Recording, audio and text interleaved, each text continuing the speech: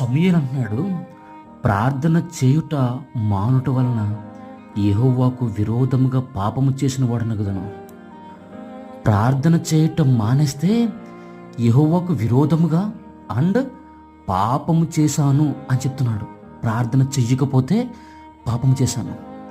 సమూయేలు గొప్ప ప్రవక్త కాబట్టి అలా అనగలిగాడా?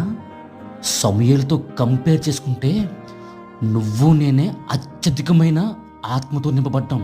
సమూయేలు పాత నిబంధనలో ఉన్నాడు, నువ్వు నేను కొత్త నిబంధనలు ఉన్నాం.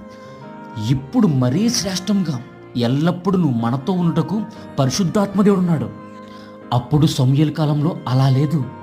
సమూయేలుతో కంపేర్ చేసుకుంటే నువ్వు నేనే అత్యధికము.